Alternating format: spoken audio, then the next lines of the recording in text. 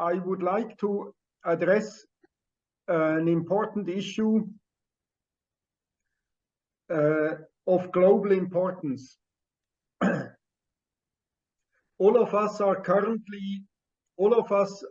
currently confronted to the warming of the climate. In Switzerland, this has dramatic consequences because our glaciers are melting away and we have less and less snowfall, and this will probably imbalance our whole water system, not only in Switzerland but also in Europe, because what happens in the Alps influences the water balance in the rest of the continent. The other big problem is that we have a dramatic decline of biodiversity.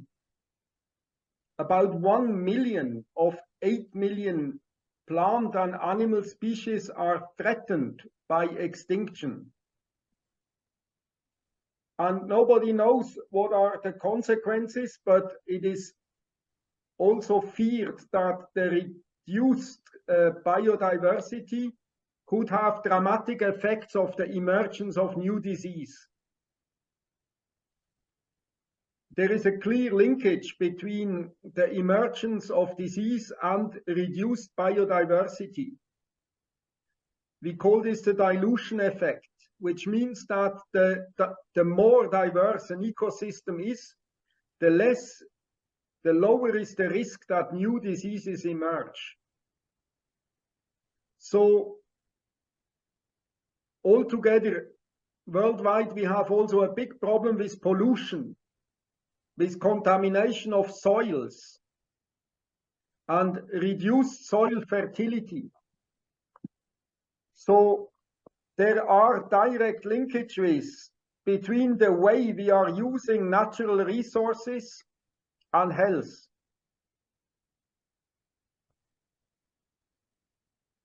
One of the persons that looked specifically at the way natural resources are managed and related it to economics is Elinor Ostrom.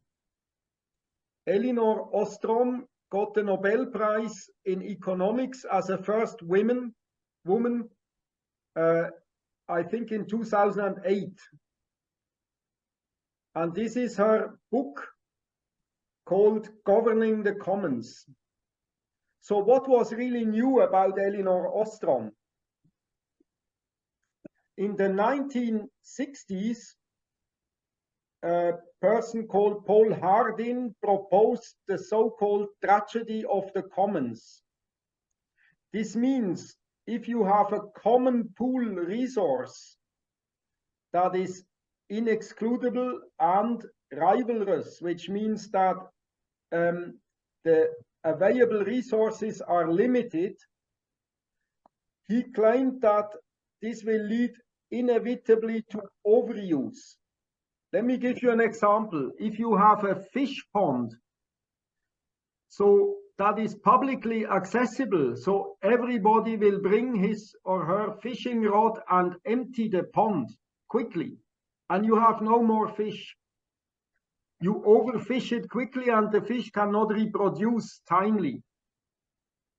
Or if you have a pasture that is publicly accessible, everybody will put its cow or its sheep on it until the grass is gone and the resources is destroyed. So this is what Hardin called the tragedy of the commons. And altogether, worldwide, we are observing a similar trend by the loss of biodiversity or by climate change. We are witnessing a tragedy of the commons because we start all suffering about it. So Elinor Ostrom said, yes, that is true in general, but not always. And she says there are many examples in the world of communities that are able to use their natural resources in a sustainable way. And in her book, Governing the Commons, she describes examples of such sustainable natural resource use. But to do that, these communities need to agree to work together to limit the use of the resource and to sanction those who who overuse it. So you need a governance of it.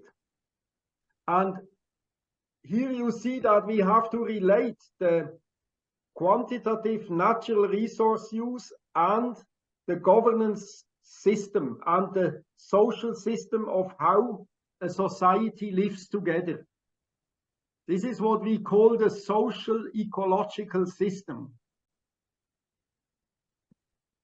So what has that to do with health? So here I summarize what Ostrom is contesting. So she challenges Hardin's accepted tragedy of the commons with evidence of sustainability through cooperation. So common resources have a low excludability, but have a high rivalry.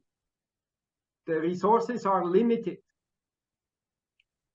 And she generalizes the process that groups of people commit to work together, they define their dilemmas, they define the process, and they co-create a solution and co-deliver actions.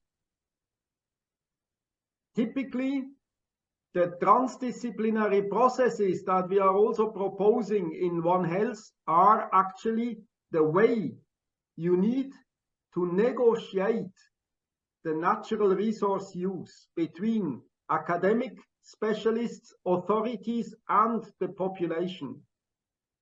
So you see the importance of transdisciplinary processes of sustainable natural resource use. Interestingly, the first example in the book of Elinor Ostrom is the village of Törbel in Switzerland. This is a mountain village with forest and pasture, and the people agree since 700 years that whoever brings his cow on the pasture can only bring as many as he can feed through the winter when there is snow. And in this way, and this is written down, since 700 years they manage their natural resources in a sustainable way. Of course, this comes at a cost. It comes at the cost to stabilize the population. This village has since 700 years always 550 people. And many people who were too many, they had to emigrate. That's the cost. I agree with it, but at least the management of this system is sustainable since 700 years. By the way, I was born down in this village here. This is Visp in Upper Valleys in Switzerland.